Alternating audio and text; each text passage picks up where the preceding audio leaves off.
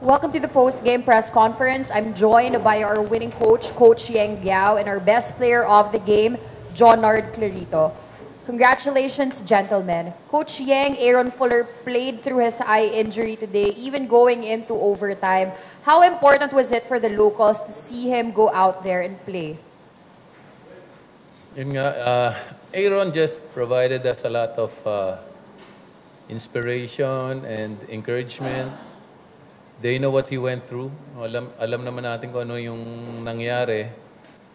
He was doubtful all the way up to this afternoon. I was just told by our trainer that he was feeling a little better and that he wanted to play. So, warrior talaga to si Aaron. No? And tahimik lang siya. But he plays with a big heart. He's able to control his emotions, no? And be able to carry our team on his shoulders. So, yung kami makakarating dito, mananalo ng larong to kung hindi siya naglaro talaga. Pero, pinaghandaan din namin na baka wala siya. In our last practice yesterday, we were prepared to prepare without him. But of course, yung chances namin, medyo maliit kung wala kang import. No? And I think he knows that. So, the warrior in him, I guess, just pushed him, no? Pushed him to play. And of course, he was instrumental in this game. So, tutuwa rin ako na we were able to hold our emotions, be able to play through the end game. Veterano na tong Magnolia. No? They've been through a lot of battles like this. So para talunin mong Magnolia sa isang dikdikang laban sa end game, ibig sabihin, medyo matibay ka na rin na pang end game. Yung gusto namin, ma-experience namin lahat ng klaseng sitwasyon for our young team to develop. No? So, malaking example dito si Jonard. No? Played with his heart out. And blood, sweat, and tears literally. No? So kanina, dinudugo ilong nito pero naglalaro pa rin. Pwede mo siyang gamitin pang laban sa import, pang depensa, pwede pang opensa. Magaling din magluto to kung gusto niyong magluto to. So, kahit saan pwede to si Jonard. Thank you, Coach Yang. Now, Jonard, na banggit na nga ni Coach Yang yung effort na pinakita mo sa laro. Sa huling sequence, ibang hustle din ang nakita natin, being able to complete the steal and making sure mauwi nyo ang panalo. Ano ba ang gusto mong mapatunayan sa seryeng ito? Siyempre, una-una, ang papatunayan namin, siyempre makarating kami dun sa papunta namin, sa goal namin. Laging sinasabi ni Coach Cheng na kailangan makarating kami dun sa pinakamataas. Tsaka kailangan namin din na tulungan si Aaron kasi sana kami mag-step up lahat eh. Kasi hindi kakayanin ni Aaron pag siya lang sa isa. Kailangan namin mag-step up lahat para makuha yung panalo namin.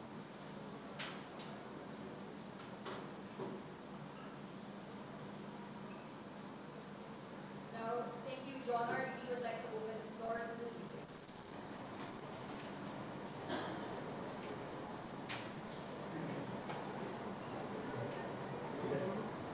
Coach, comments lang dun sa medyo sa endgame, lalo na yun, medyo naging magulo yung sequence, especially after goaltending call kay Jonard and then the succeeding foul.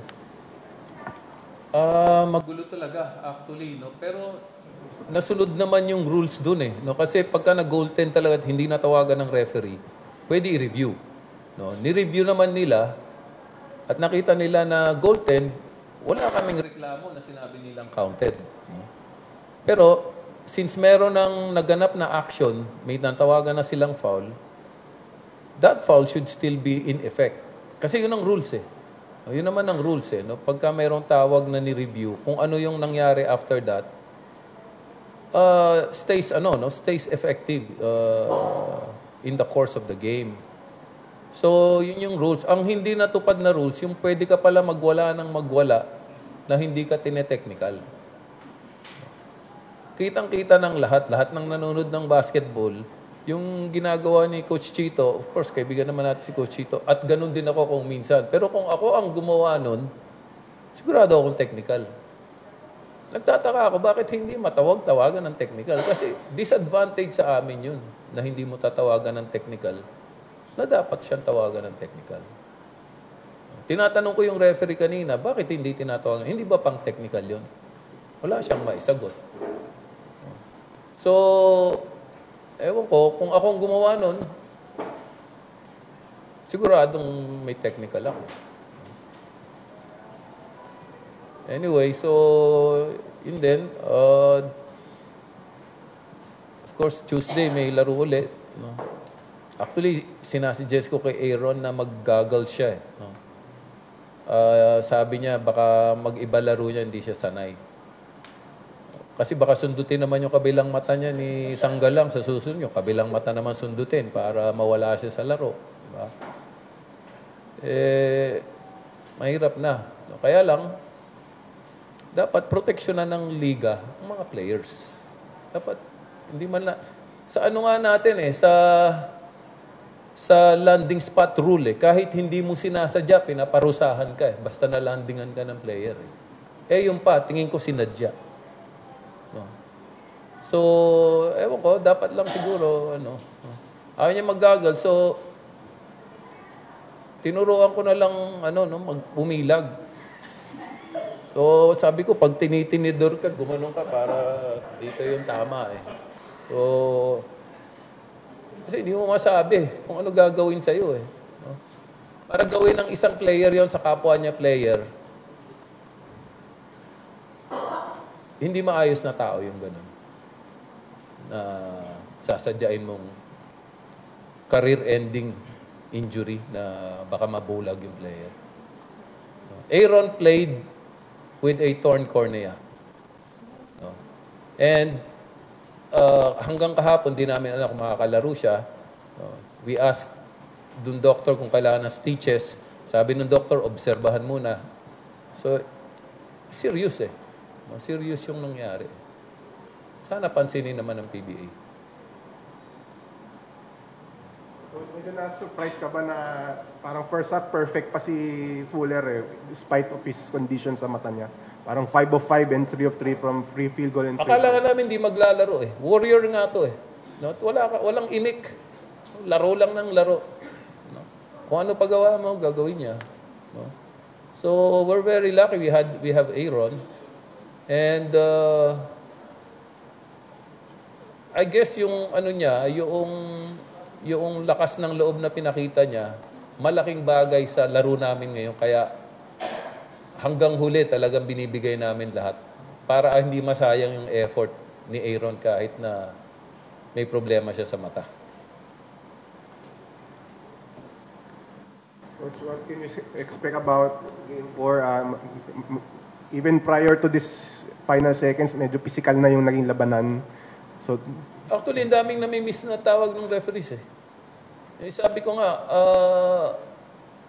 pagka ganon, lahat ng involved sa laro must perform to their utmost best. Players and referees included. Kasi baka ikaw ang makasira ng magandang laro kung mali itatawag mo So, we demand that from the referees because that's their duty. Trabaho nila yun. Sana magawa nila maayos.